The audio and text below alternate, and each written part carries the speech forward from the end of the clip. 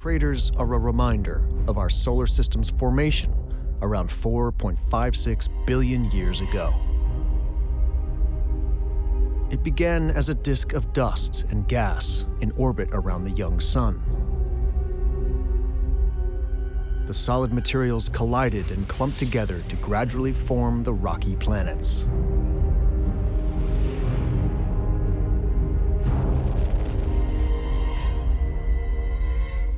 As a result of the formation of the Earth, there were still lots of debris and asteroids and other smaller objects flying around the sun.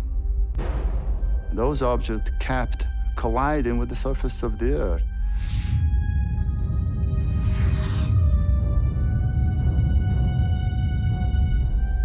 About 4.5 billion years ago, a single object the size of Mars, or even bigger, may have crashed into the young Earth.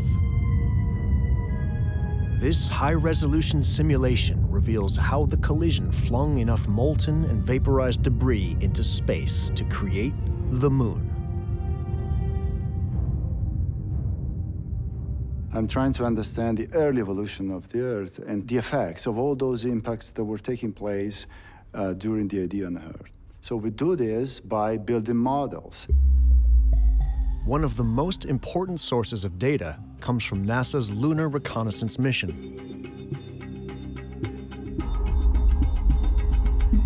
This robotic spacecraft has made a 3D map of the Moon's surface at extremely high resolution. The first thing that we do is to look at the surface of the Moon. It is much older than the surface of the Earth. The surface of the Moon is full of impact craters, all the impact craters. And so we can use that information by mapping how many there are and their sizes and their ages, and that will provide us the primary information that we need to build our models. It took an international team decades to collect the data, but they finally created a computer model that took what happened on the Moon during the Hadean and simulated the asteroids that would have hit the Earth during the same stretch of time. And the outcome of that first modeling was staggering. We are seeing the entire surface of the Earth that is strongly affected by impacts. Every single circle that you see here is an impact, is a collision.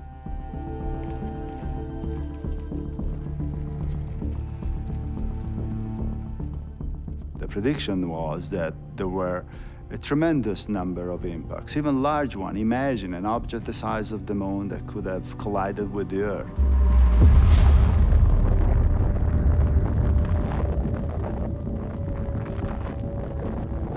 That would have basically wiped out almost entirely, perhaps, the oceans, vaporized the oceans, and melted a large portion of the crust of the Earth. This series of apocalyptic bombardments might look like it created a chaotic hellscape on Earth. Even during asteroid impacts, there must have been enough habitable conditions somewhere on the planet for life to get a foothold.